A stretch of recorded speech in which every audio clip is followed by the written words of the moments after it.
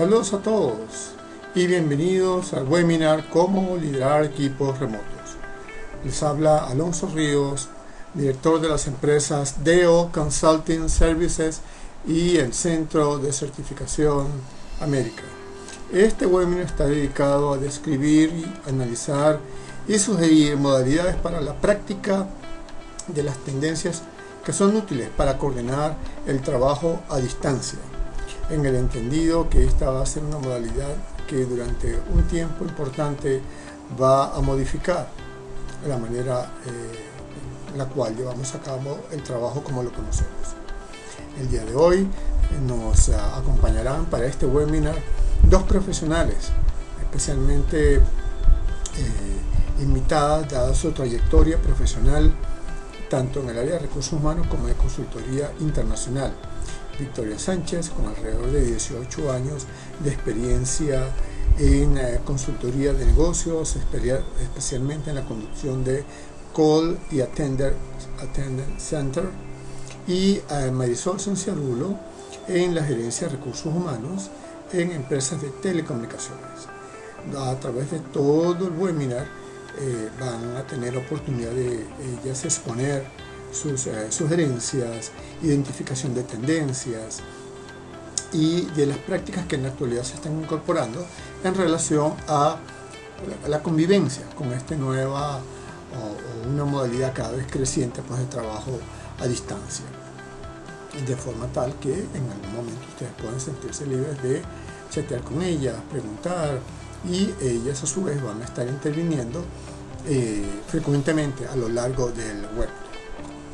Nuestro propósito es el de ayudarles a valorar y también adecuar esas prácticas supervisorias que hoy en día son tendencias cuando se trata de ayudar a los equipos a adecuarse a esta forma de trabajo remoto. Y decimos modalidades porque en realidad ya existen organizaciones que las habían venido implementando de forma diferente, como lo vamos a ver acá. Modalidades en las cuales hay personas que ya lo hacían mediante el transporte de mercancía o de personas, otros profesionales que tenían que supervisar a su equipo en el sitio de trabajo. También, por supuesto, en esta modalidad remota incluimos a quienes trabajan en oficinas en otras regiones o países y, por supuesto, a quienes trabajan desde su casa. Como lo ven, es un amplio espectro de posibilidades el que contempla esta modalidad.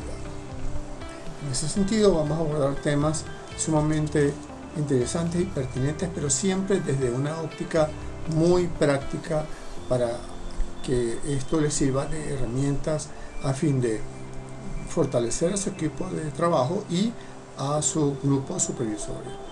Vamos a abordar 4 hábitos que son necesarios para emprender la adecuación a esta nueva modalidad de trabajo. Hábitos que fundamentalmente comienzan por modelarlos ante el equipo y en segundo lugar pues entrenarlos y formarlos. Allí luego nos vamos a concentrar en lo que significa el impacto sobre la productividad de lo que supone trabajar de manera remota a través de una serie de herramientas que fundamentalmente se van a centrar en el seguimiento del trabajo y por supuesto la motivación del equipo. Esto lo vamos a ilustrar con una cantidad de casos y una herramienta muy poderosa que está relacionada con la formación del estilo supervisorio. ¿Sí? Así que en ese sentido, al compartir pues, el diseño de este programa con varios de ustedes, nos hicieron llegar sus expectativas asociadas a lo que esperaban pues, poder conseguir de esto. Y una de ellas está relacionada con cómo poder facilitar ese trabajo de forma remota entre los supervisores, en el entendido que existe una base conductual, es decir, prácticas que si bien es cierto, al no estar corregidas en el ámbito presencial, se van a maximizar cuando trabajemos de forma remota. Es decir, si en algún momento tenemos dificultades para delegar, eso se va a expresar o se va a manifestar en dificultades para podernos comunicar, hacer seguimiento cuando trabajemos bajo esta modalidad remota. Otra expectativa importante está relacionada con el manejo de las comunicaciones. el manejo de la interacción en el equipo cuando se trabaja de forma remota, y muy especialmente se quiere que se aborde el tema de la gestión por indicadores, en el sentido que la necesidad de tener control, registro sobre las operaciones va a ser un elemento sensible al momento de hacer esta modalidad, no solamente incorporarla a diferentes áreas, sino prolongar el uso de la misma.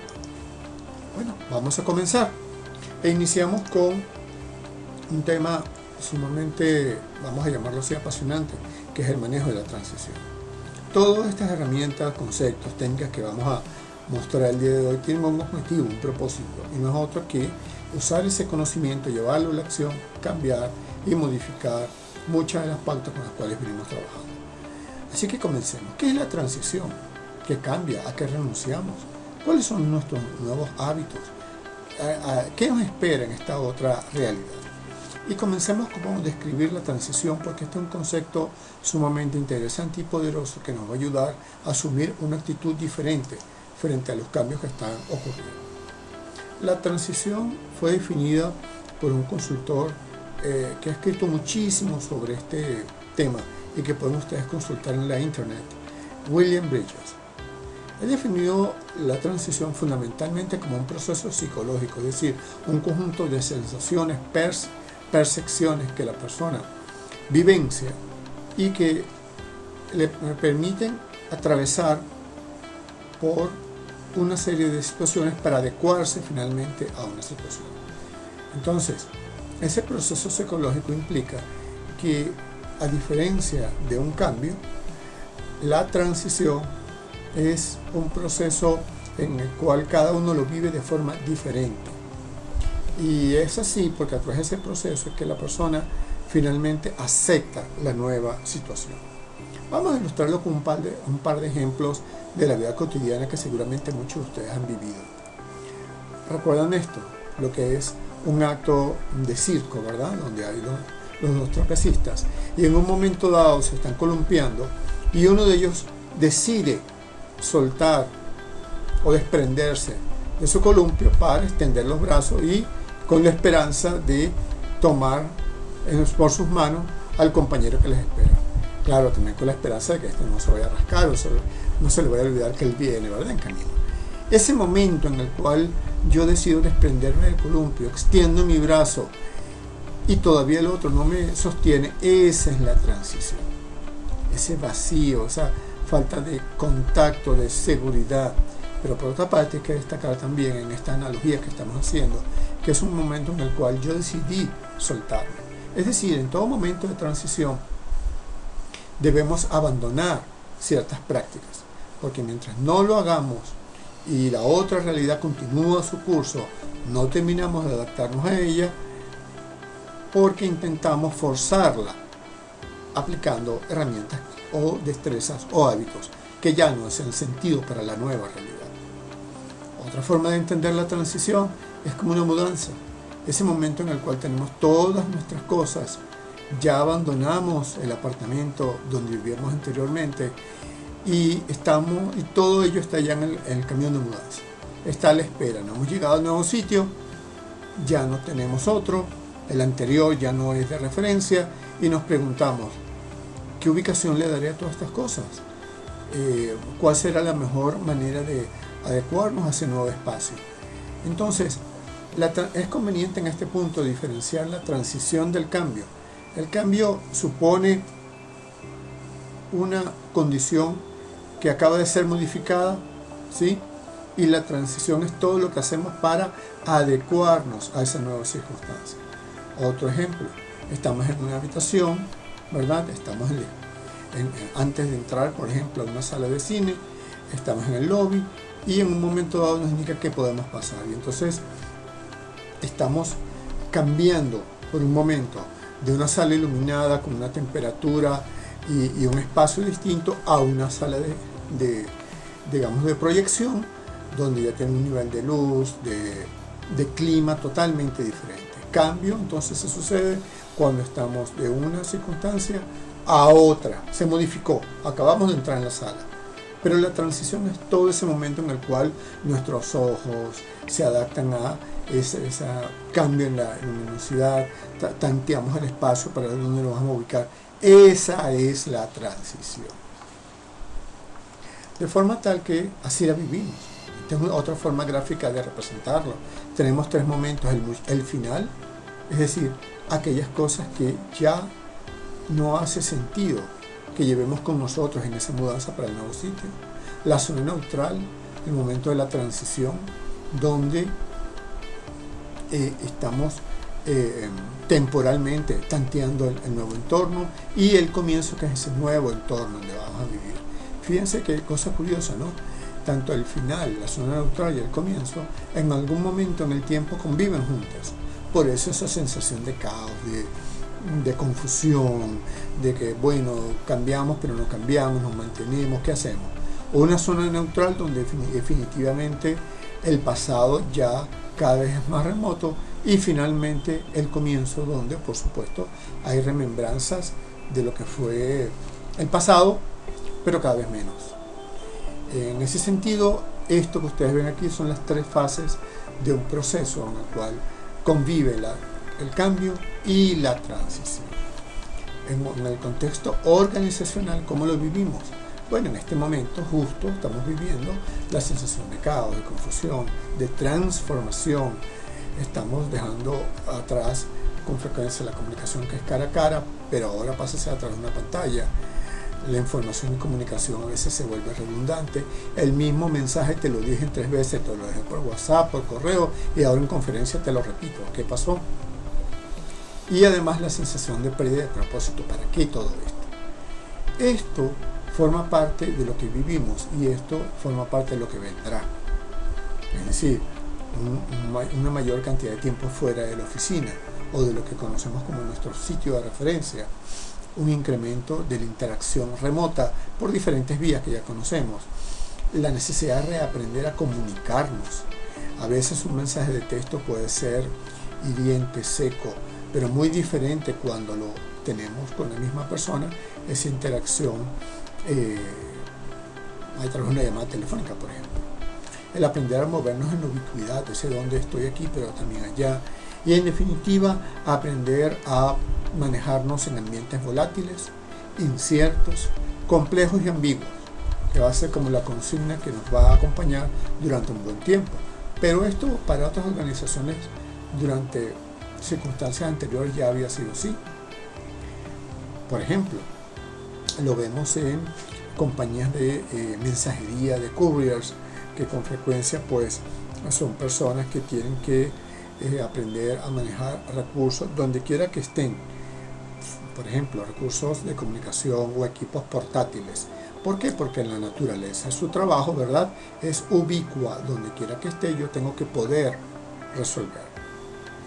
Otros profesionales, como por ejemplo como el mundo del trabajo por cuenta propia, o los llamados freelance, aprenden o han logrado una destreza particular que nos conviene imitar. La posibilidad de reciclar recursos, es decir, hago una propuesta, monto un trabajo para un cliente y lo elaboro de forma tal que secciones de ese reporte o de ese manual yo pueda desencajarlo como un Lego y adecuarlo para un próximo cliente que paralelamente estoy llevando en ese momento. Otro elemento importante que nos va a servir de referencia es la llamada gerencia de proyectos, es decir, de ella podemos aprender lo que significa la gestión de indicadores en tiempo real cuando trabajamos con personas que están dispersas en un entorno geográfico. El dictar clases, por supuesto, la posibilidad de poder interactuar con personas y comunicar conocimiento. Y finalmente la distribución de elementos de logística, donde el tema dirección, ubicación, seguimiento es vital para el éxito de las operaciones. Así que el trabajo remoto es común para muchos de estos oficios o empresas mucho antes de la circunstancia que hoy nos toca vivir. Ahora, ¿qué tipo de prácticas podemos nosotros clonar, copiar de estas industrias, de estos sectores que en este momento nos sean de utilidad para lo que estamos viviendo. Que esas prácticas en especial nos van a ser muy útiles porque ya están probadas y además han sido exitosas en diferentes contextos. Veamos varias de ellas.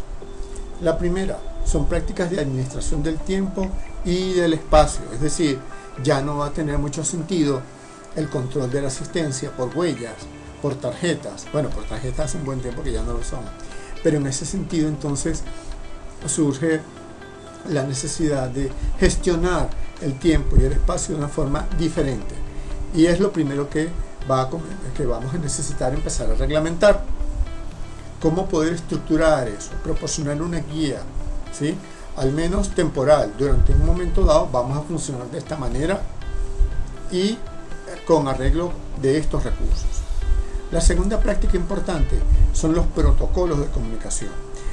Buena parte de la solución de los problemas que pudiesen surgir durante la transición van a estar sujetos a la forma, a los estilos de comunicación que podamos tener, es decir, hábitos o habilidades, y eso va a condicionar el uso de las herramientas tecnológicas. ¿Eso qué quiere decir? Que un buen hábito de comunicación va a facilitar las cosas, pero si yo vengo arrastrando dificultades al momento de dar feedback, de explicarme, eso se va a exacerbar, va a incrementarse durante el trabajo remoto. Pero la palabra protocolo es clave porque le va a indicar al seguidor en momentos de ausencia qué hacer, ¿sí? Le va a proporcionar estructura, orden, propósito. Tercero, el flujo y seguridad de la información. Este elemento es vital o es clave, en especial cuando involucran terceros, como los clientes, por ejemplo, u otros colaboradores que están en otras regiones, o proveedores de servicios de los cuales contamos nosotros para coordinar el flujo del trabajo. Y finalmente los procesos de coordinación del trabajo en equipo. Todas estas 4 áreas son temas necesarios para poder estar dispuestos en un plan de contingencia. Este proceso de coordinación por excelencia es vital, disponer de herramientas tecnológicas que nos permitan hacer seguimiento a los progresos en tiempo real, y además un valor muy importante es que puedan ser compartidos. Por ejemplo, si yo tengo un cronograma de órdenes de trabajo pero lo tengo impreso, difícilmente eso puede ser de utilidad para otras personas sujetas a ese cronograma si ellas no lo pueden consultar, preguntar, anticipar acciones, porque en ese momento no es accesible a ellos. Esos 4 elementos en su totalidad van a ser útiles en primer lugar para asegurar tu operatividad cotidiana.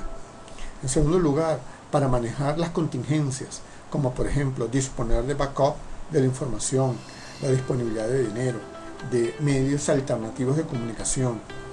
Y por supuesto son vitales para poder entrenar y modelar hábitos de trabajo eficientes pero también seguros, porque recuerden, durante algún tiempo vamos a convivir con esta situación de emergencia, de cuidado de la condición de salud del trabajador. Así que vamos a hacer una práctica, ¿sí? Vamos a aplicar todos estos elementos que ya estamos analizando. Aquí ven ustedes 2 tablas. Al lado izquierdo van a ver una serie de contingencias que eventualmente se nos van a presentar, y acá hacia la derecha otro cuadro donde podemos visualizar estrategias diferentes, algunas de compensación, otros de delegación, capacitación al trabajo, administración del tiempo o desarrollo de actitudes. Este ejercicio, esta práctica, significa lo siguiente: para cada una de estas fallas o de estas contingencias, definen ustedes qué estrategia sería la mejor. Adelante, practíquenlo, háganlo.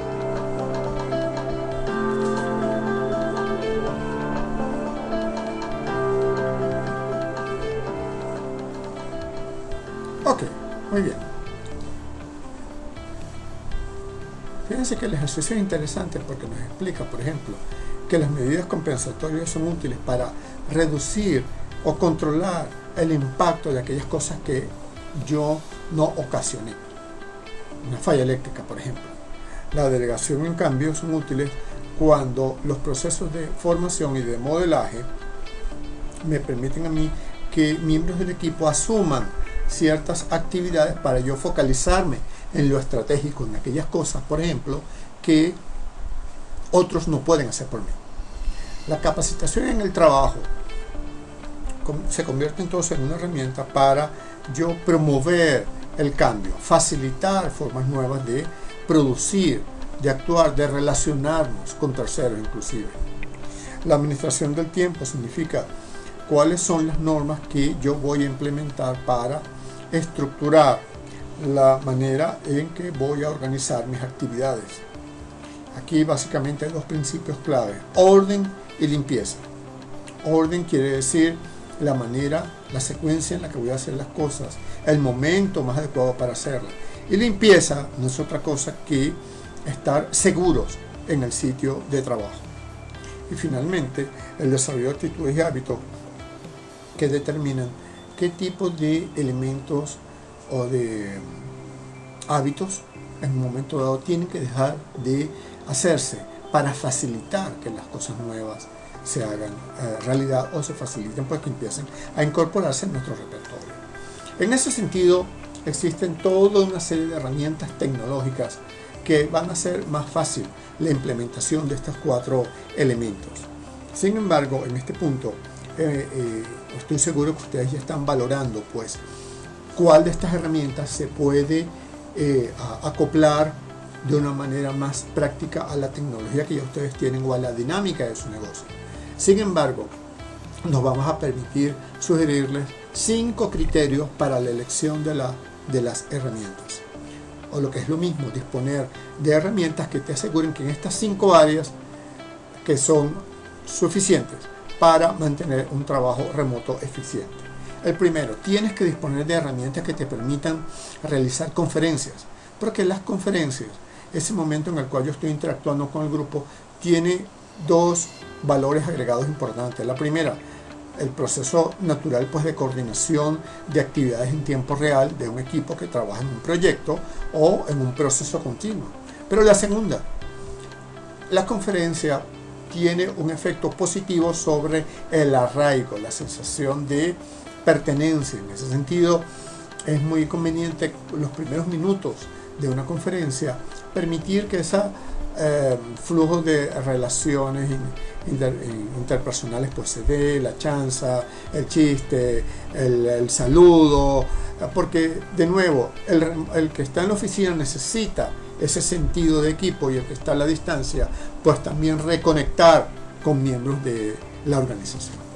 El segundo tipo de herramientas necesarias son todas aquellas que nos permiten compartir, reproducir documentos de diferente índole.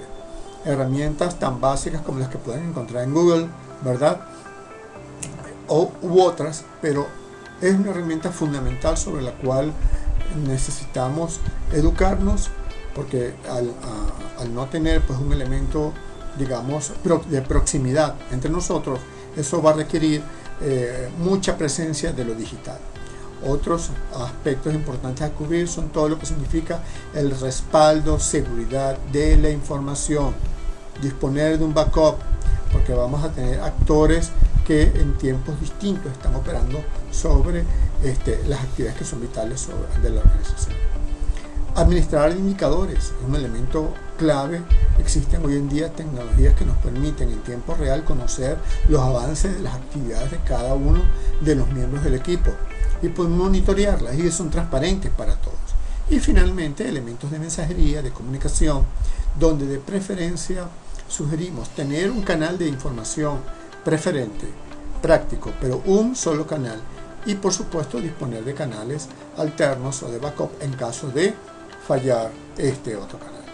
Como decíamos en principio, ahora partiendo de todos estos elementos que nos permiten diseñar un plan de contingencia, crear nuevos hábitos, surge un elemento importante, y es la formación del supervisor para aprender a manejarse con equipos virtuales, bajo la salvedad que si yo tenía dificultades para hacerlo de forma presencial, eso lo voy a trasladar también a un entorno remoto. Es más, se van a exacerbar.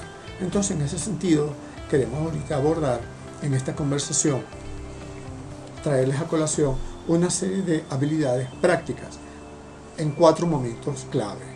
Momentos de capacitar, hacer seguimiento de las tareas, delegar con confianza y motivar. Veamos entonces cómo supervisar equipos remotos.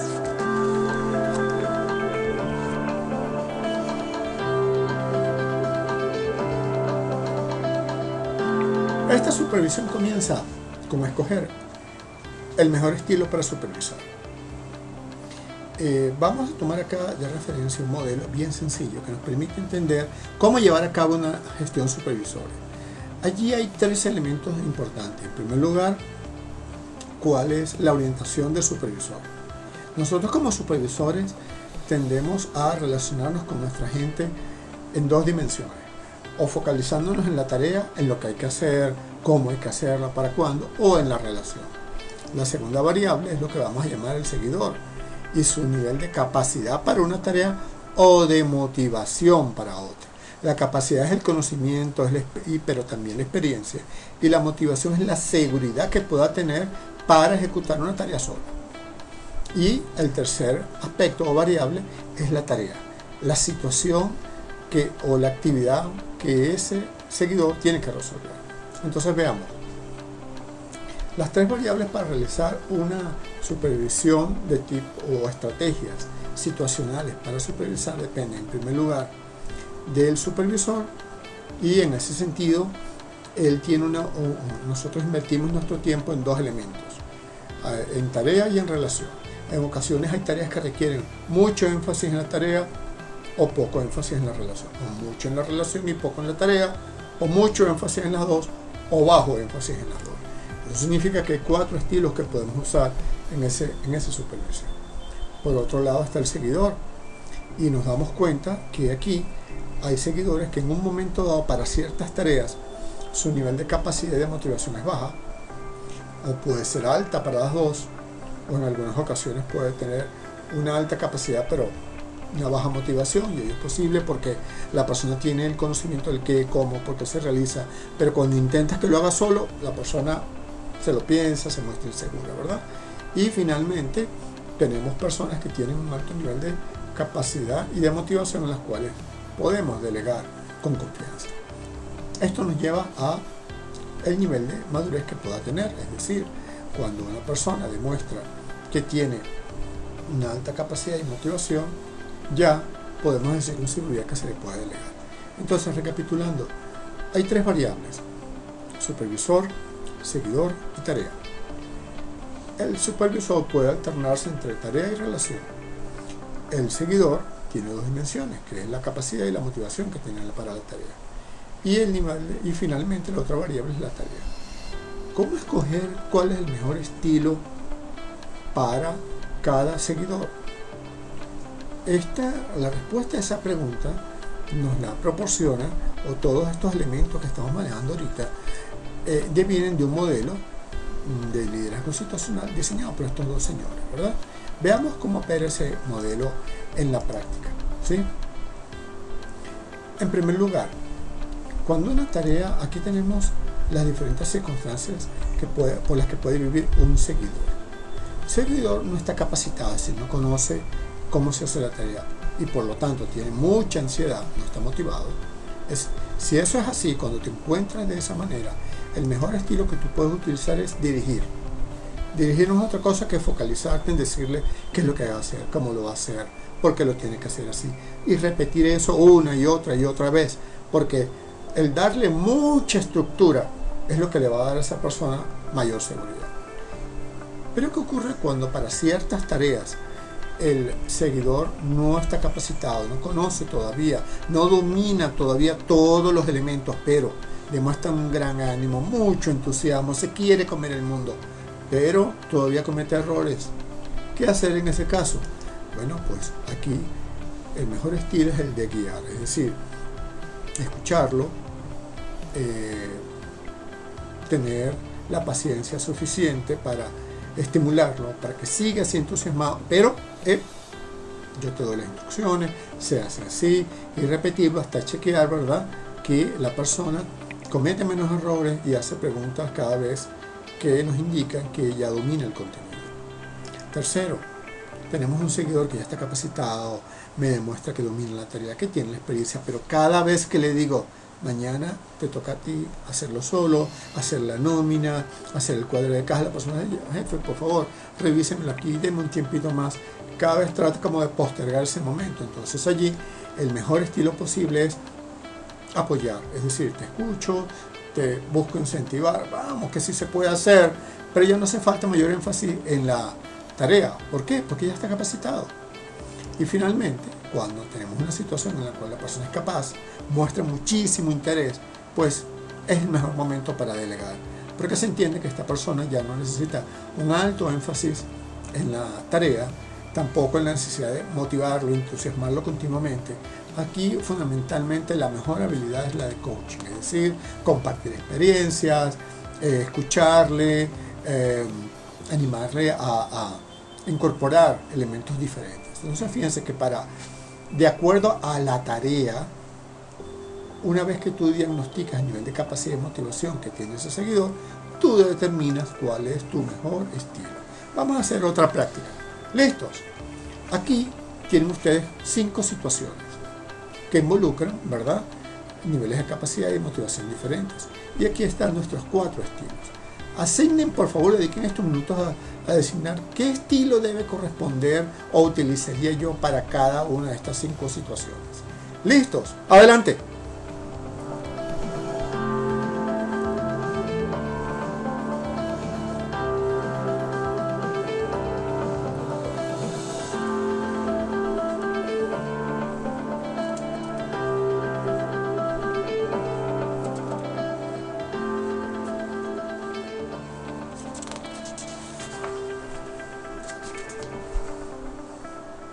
Bien, ¿listos?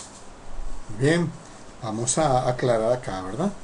Para la situación número 1, muchos errores básicos en los reportes. Elementos que eran fundamentales fueron descuidados, pasados por alto. Cuando esta situación se repite continuamente, es muy probable que el mejor estilo para aplicar, ¿verdad?, sea el de dirigir. Mucho nivel de detalle y un seguimiento continuo. Pero si lo que estamos observando es que la persona lo sabe hacer, pero no se atreve solo, entonces es muy probable, ¿verdad?, que el mejor estilo cuando estemos en una situación parecida a esta sea el de apoyar, estimularle a darle evidencia que él en otras ocasiones ha hecho solo, que lo va a seguir haciendo bien ahora y generarle confianza. El tercer punto, varias veces ya enseñó el uso solo. Entonces, en una evidencia similar a esta, el mejor estilo es delegar. Dominar partes de la tarea, mucha iniciativa, pero todavía tiene errores. Entonces, definitivamente el mejor estilo es aquí guiar. Por último, cada vez que trato de delegar, me pide más tiempo, trata de postergar. De nuevo surge la necesidad de apoyar. Todos estos estilos son útiles, recuerden, para 2 elementos también fundamentales de la labor del supervisor. El primero, el hacer seguimiento, que es el tema que vamos a abordar a continuación. Es decir, la habilidad que tengo yo como supervisor para disponer de información confiable y precisa que me permita a mí tomar decisiones, ¿verdad?, oportunas y también cumplir con las metas que nos hemos puesto para el trabajo. Veamos cómo opera el tema del seguimiento. Bueno, en primer lugar hay una serie de errores que al aplicar los estilos que hemos dicho anteriormente vamos a poder controlar. El primero es el error de delegar rápidamente, es decir, sin yo verificar que la persona esté capacitada, motivada, le asigno una tarea, espero que lo haga bien y me desconecto. Ese plazo que transcurre hasta la próxima fecha va a ser de mucha tensión y de muchas sorpresas, a veces desagradables.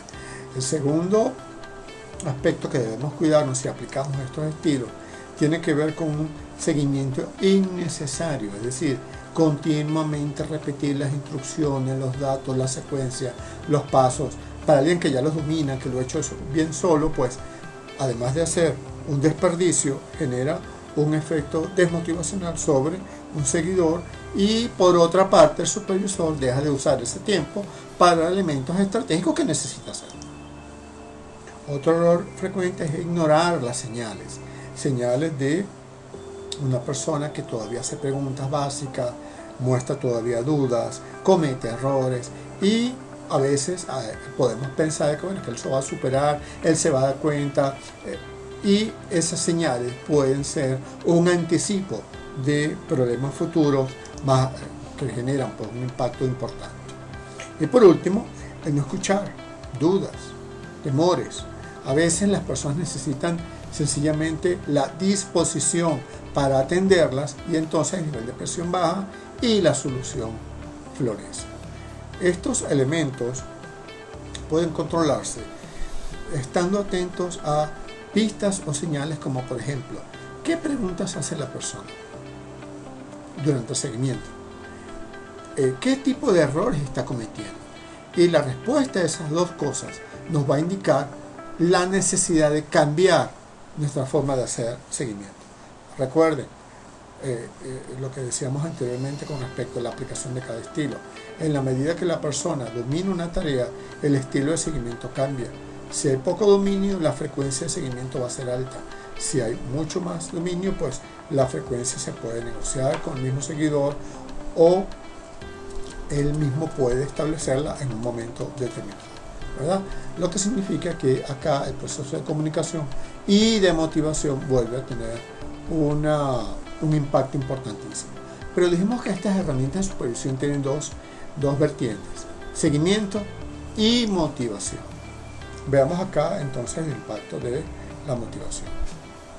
En primer lugar, hemos querido hacer espacio para esto porque lo primero que nos va a reseñar pues la labor de lo que significa la destreza de motivación es que la primera tarea que va a abordar el supervisor es la de proporcionar estructura para el trabajo, es decir, un día, un momento en el día o varios momentos en el día en el cual van a haber llamadas, va a haber información que se va a requerir. La estructura es lo que le va a permitir a la persona funcionar con cierto orden dentro de este entorno de ambigüedad y cambio constante. Hay que dar un mínimo de rutinas necesarias, ¿ok? El segundo punto tiene que ver con la necesidad de estructurar hábitos diferentes en la comunicación. En ese sentido, informar y comunicar son dos cosas diferentes. Yo puedo informar, ¿verdad?, por un correo las pautas de un procedimiento, pero comunicar significa sensibilizar a las personas con respecto a la importancia de su participación. En ese sentido, comunicar tiene un valor superior, porque comunicar implica influenciar sobre el otro para que se mueva en una dirección determinada. El tercer aspecto importante al momento de motivar a las personas que trabajan de forma remota en una circunstancia como esta tiene que ver con el manejo de las contingencias como equipo. Es decir, en caso de emergencia, el líder debe disponer de diferentes medios para que él sea accesible en el momento que sus seguidores lo requieran para salvar alguna circunstancia. Y si yo no estoy, disponer de herramientas o de otras vías o canales que hagan posible que esa persona pueda resolver aquello que en ese momento le inquieta.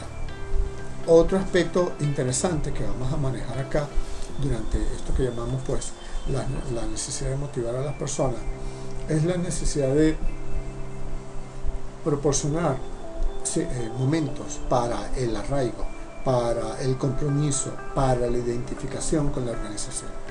No todos nuestros contactos tienen que ser de tipo institucional, orientados en la tarea, en el qué es lo que hay que hacer para comunicarse. Es conveniente que la organización suministre mensajes, videos, que hablen de lo que hacemos. Por ejemplo, el hacerles llegar fotos de actividades grupales, de personas que forman parte de la empresa, de sitios donde ellos pues se veían allí con frecuencia, y esto va a proporcionar percepción de continuidad en cuanto a la pertenencia del equipo. En ese punto, pues cualquier mensaje dirigido a el arraigo, a recordar lo que somos, a nuestros valores, a nuestra visión, proporciona ese sentido de proximidad para el que no está en ese momento en la oficina.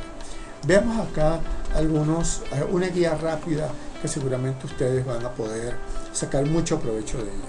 En esta guía rápida se presentan o hemos insertado aspectos de los cuales el supervisor puede emplear para generar seguridad y compromiso en su equipo.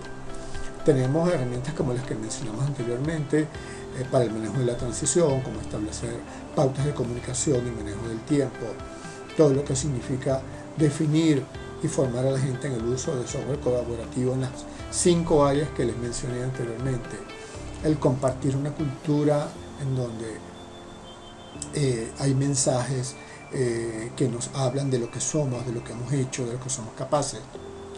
Y por supuesto también mucho de racionalizar la comunicación, es decir, si estamos en una conferencia y hemos pautado unas horas para almuerzo, ¿por qué no almorzar juntos? Pero con una condición: durante el almuerzo no hablemos de trabajo.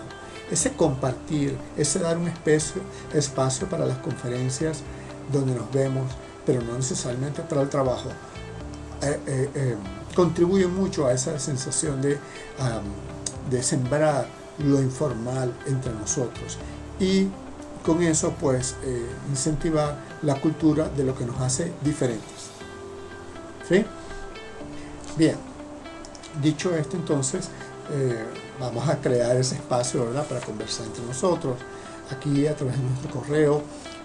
Si en este momento están visualizando esta presentación y tienen alguna curiosidad, quieren ampliar algún aspecto, allí tienen nuestros correos, allí pues por esa vía podemos comunicarnos, podemos hacerle llegar material de apoyo si lo requieren, o establecer alguna forma de comunicación que nos permitan hablar de particularidades de su organización.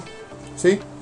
Acuérdense entonces que hemos conversado hasta ahora sobre el manejo de la transición, 4 bases, ¿verdad?, para adecuar a tu equipo al trabajo, todo lo que significa la supervisión, la orientación al seguimiento y a la motivación, y pues por esta vía vamos a estar disponibles para todos ustedes, al igual que las personas que en este momento nos acompañan. Queremos por otro lado hacerle extensiva esta invitación. Próximo 21 de mayo a las 9 de la mañana, hora de Venezuela, vamos a diseñar y a entregarles pues un webinar sumamente útil, que es el uso de 4 estrategias de entrevista para la captación remota de talentos. Vamos en esa ocasión, como sorpresa, vamos a realizar un webinar ya en tiempo real, con la posibilidad de interactuar con unos expositores de talla internacional que vamos a traer acá, y oportunamente pues a través de nuestro correo o de las redes sociales van a ver ustedes nuestra invitación. Si ya tú has enviado tu correo, pues a través de esa base de datos te va a llegar la invitación, confírmala, y así pues esa fecha vamos a estar juntos. De nuevo, si para este momento tienes alguna duda, consulta, que tú quisieras ampliar, que tú quisieras en algún momento incorporar a otras personas para que escuchen estos contenidos, con todo gusto también podemos aclararlas, o alguna pregunta, por este correo que ustedes ven acá. Les habló Alonso Ríos, cuídense mucho, hasta la próxima.